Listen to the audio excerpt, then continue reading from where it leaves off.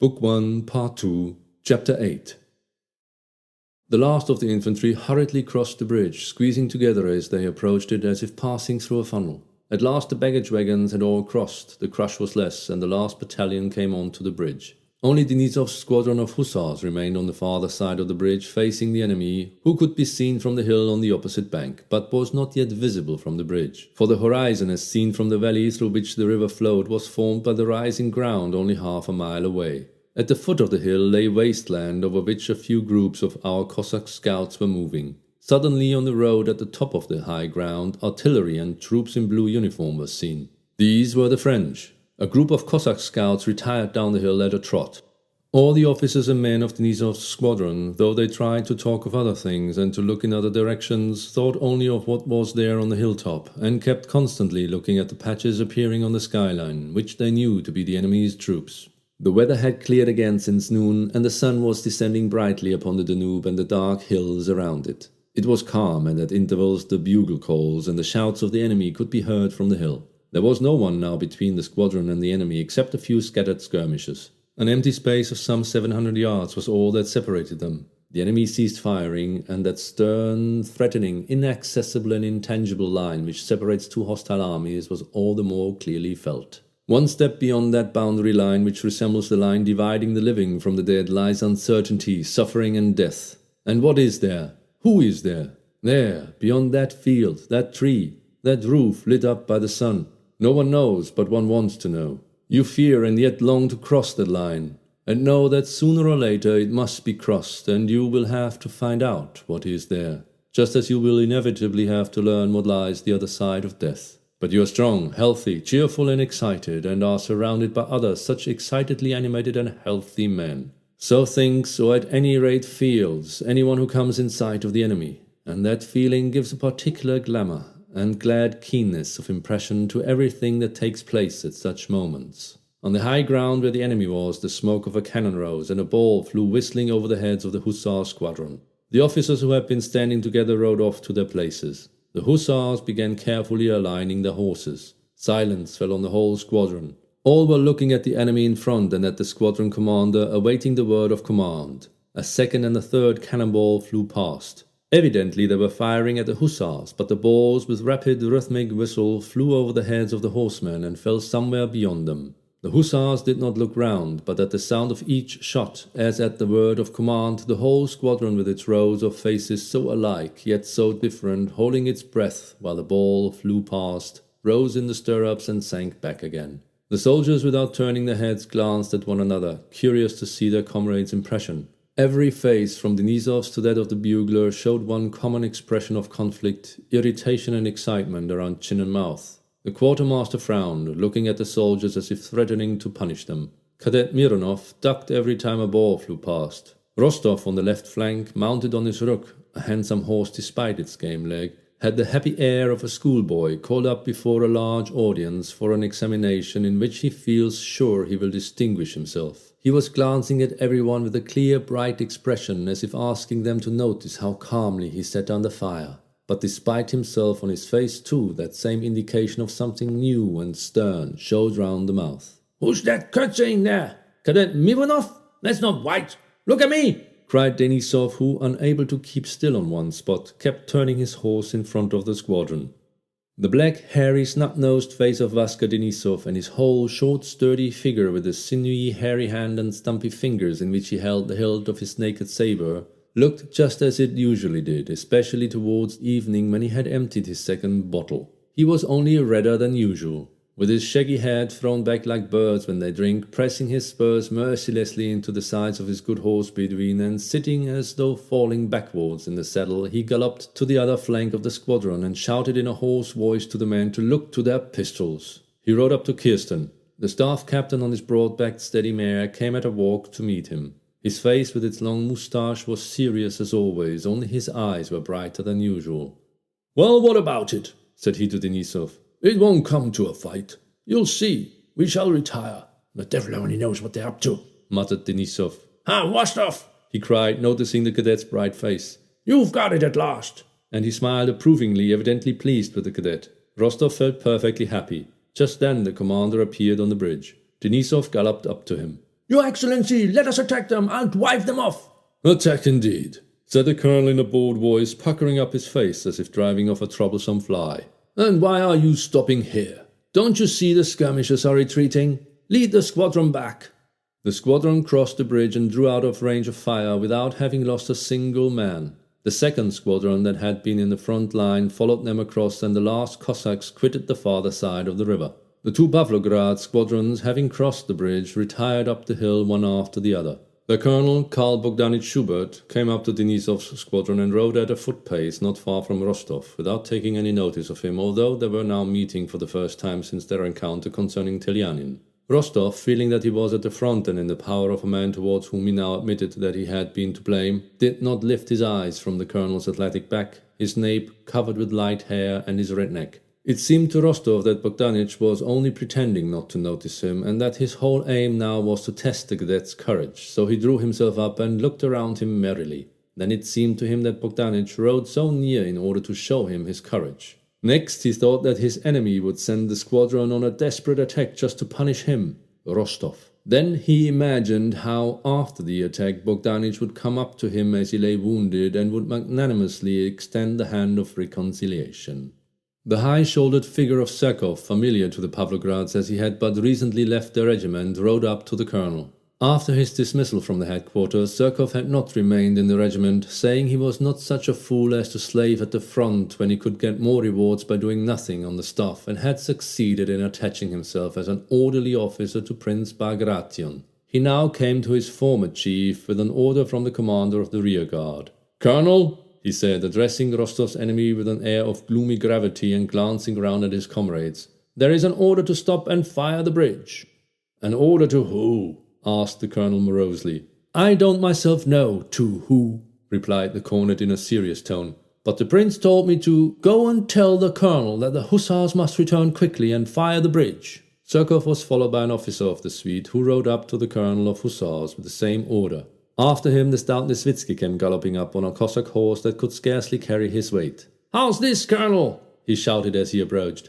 "I told you to fire the bridge, and now someone has gone and blundered. They are all beside themselves over there, and you can't make anything out."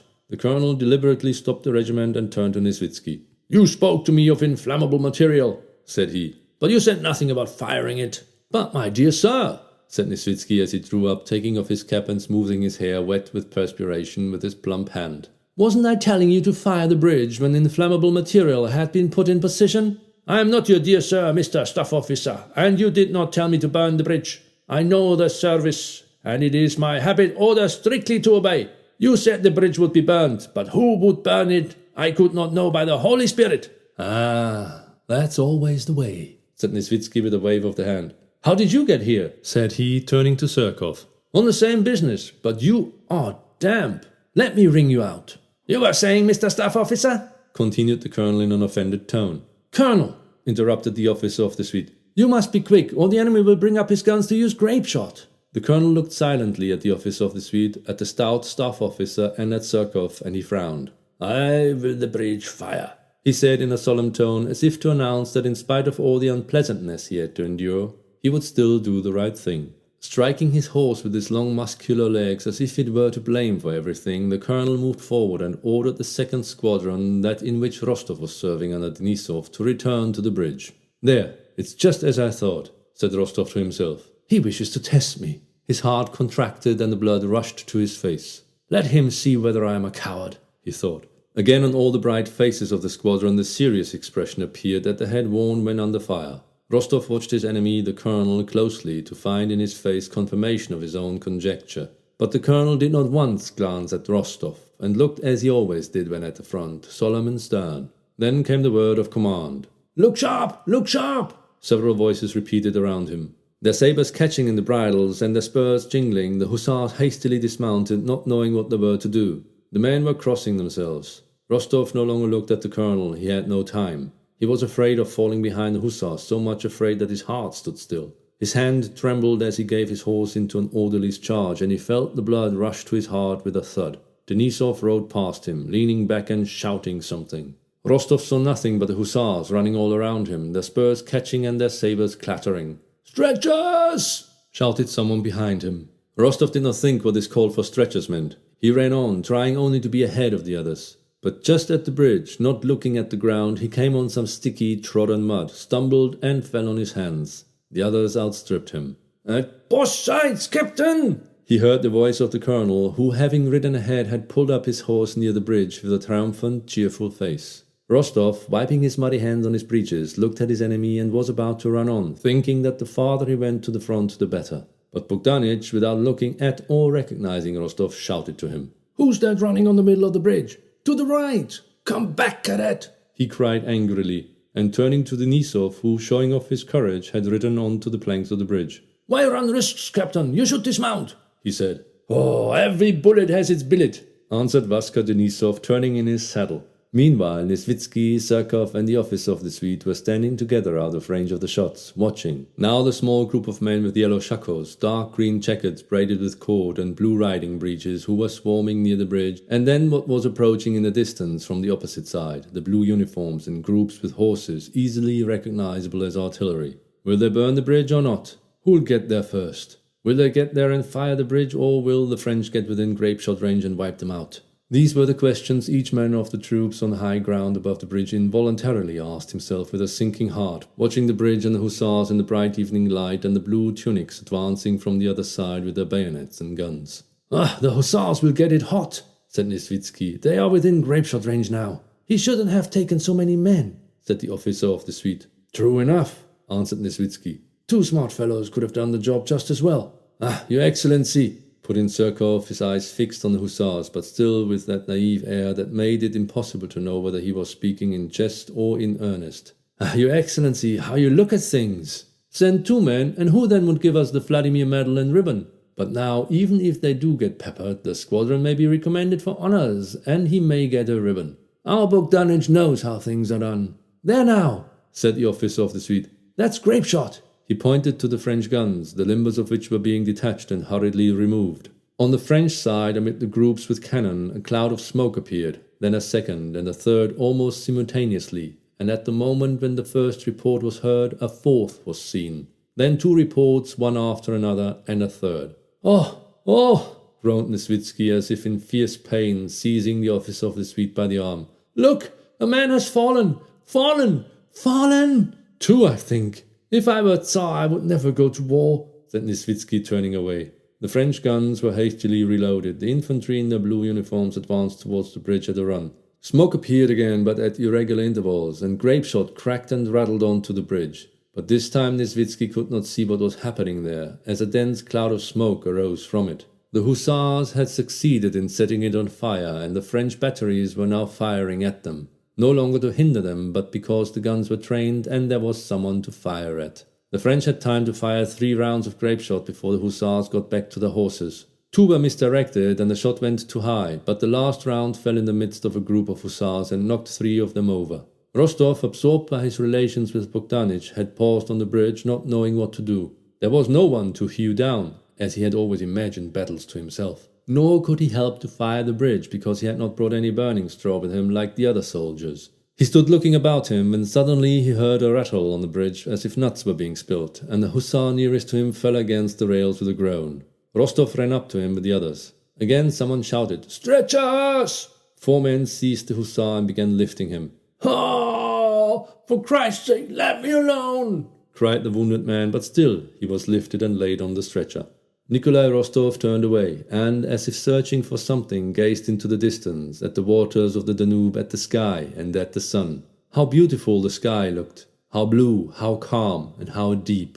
How bright and glorious was the setting sun! With what soft glitter the waters of the distant Danube shone! And fairer still were the far-away blue mountains beyond the river, the nunnery, the mysterious gorges, and the pine forests veiled in mist to their summits. There was peace and happiness. "I would wish for nothing else, nothing, if only I were there," thought Rostov. "In myself alone and in that sunshine there is so much happiness, but here, groans, suffering, fear, and this uncertainty and hurry. There, they are shouting again, and again they are all running back somewhere, and I will run with them. And it, death, is here above me and around. Another instant, and I will never again see the sun, this water, that gorge. At that instant the sun began to hide behind the clouds, and other stretchers came in view before Rostov. And the fear of death, and of the stretchers, and love of the sun and of life, all merged into one feeling of sickening agitation. "O Lord God, thou who art in that heaven safe, forgive and protect me," Rostov whispered. The hussars ran back to the men who held their horses. Their voices sounded louder and calmer. The stretchers disappeared from sight. "Well, friend, so you've smelled powder?" shouted Vaska Denisov just above his ear. "It's all over, but I'm a coward, yes, a coward," thought Rostov, and sighing deeply he took Rook, his horse, which stood resting one foot from the orderly, and began to mount. "Was that grape shot?" he asked Denisov. "Yes, and no mistake," cried Denisov. "You work like regular bricks, and it's nasty work. An attack's pleasant work, hacking away at the dogs. But this sort of thing is the very devil, with them shooting at you like a target." And Denisov rode up to a group that had stopped near Rostov, composed of the colonel, Nesvitsky, Zherkov, and the officer from the suite. "Well, it seems that no one has noticed," thought Rostov. And this was true. No one had taken any notice, for everyone knew the sensation which the cadet under fire for the first time had experienced. "Here's something for you to report," said Zherkov. "See if I don't get promoted to a sub-lieutenancy." "Inform to the prince that I, the bridge, fired," said the colonel triumphantly and gaily. "And if he asks about the losses?" "A trifle," said the colonel in his bass voice. "2 hussars wounded, and 1 knocked out," he added, unable to restrain a happy smile, and pronouncing the phrase knocked out with ringing distinctness.